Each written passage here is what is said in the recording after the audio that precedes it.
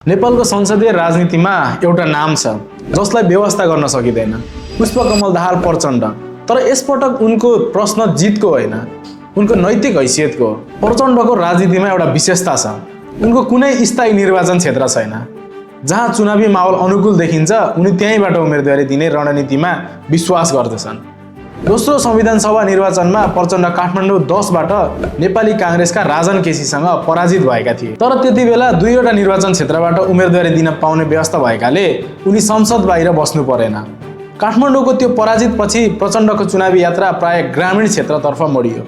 अघिल्लो पटक गोर्खाबाट चुनाव जितेर प्रधानमन्त्री बनेका प्रचण्ड यसपटक माओवादी जनयुद्धको आधार इलाका मानिने रुकुम पूर्व पुगेका छन्।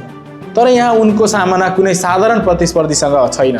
उनका मुख्य प्रतिस्पर्धी हुन् सन्दीप पुन। सन्दीप राष्ट्रिय राजनीतिमा चर्चित नाम होइनन्, तर उनको जीवन कथा र प्रचण्डसँगको प्रत्यक्ष प्रतिस्पर्धाले यो निर्वाचनलाई गहिरो राजनीतिक र नैतिक अर्थ दिन्छ। सन्दीप पुन जनयुद्धमा सक्रिय सूर्य प्रकाश सन्तोष र परम्परा गौतमका छोरा हुन्। बाल्यकालमै उनले युद्धको कठोरता भोगे। कहिले बाबुको काँधमा, कहिले आमाको काखमा बसेर पार्टीका बैठक, प्रशिक्षण र आन्दोलनका मोर्चाहरूमा हिँडे।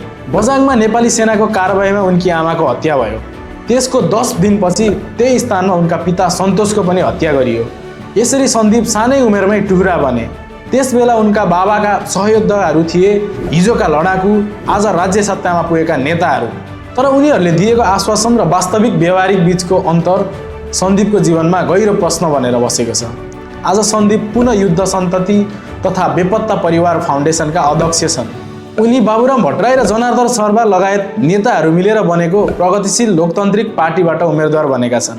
अघिल्लो निर्वाचनमा रुकुम पूर्वबाट नेपाल कम्युनिस्ट पार्टी माओवादी केन्द्रका पुनः बहादुर कार्की मगर विजयी भएका थिए। तर यसपटक परिदृश्य फेरिएको छ। माओवादी केन्द्र भन्ने नाम र चुनाव चिन्ह प्रयोगमा छैन। प्रचण्ड नेपाली कम्युनिस्ट पार्टीको चुनाव चिन्ह तारा लिएर मैदानमा उत्रिएका छन्। सधैँ सुरक्षित निर्वाचन क्षेत्र खोज्दै जित सुनिश्चित गर्ने राजनीतिमा माहिर मानिएका प्रचण्ड आज आफ्नै आन्दोलनको आधार इलाकामा युद्ध पीडितको सन्तानसँग आम्ने सामने छन्। एकातिर सत्ता, सङ्गठन र राज्य संयन्त्रको अनुभव बोकेका प्रचण्ड, अर्कातिर युद्धको मूल्य चुकाएका पुस्ताको प्रतिनिधि सन्दीप पुन। अब प्रश्न स्पष्ट छ, के माओवादी आन्दोलनको नैतिक उत्तराधिकारी अझै प्रचण्ड नै हुन्? के इतिहासले अब युद्धको मूल्य तिरेको पुस्ताबाट जवाफ खोज्न थाल्यो? यसको फैसला रुकुम पूर्वका मतदाताले गर्नेछन्। सुन्नेहरू धेरै छन् तर बुझ्नेहरू कम।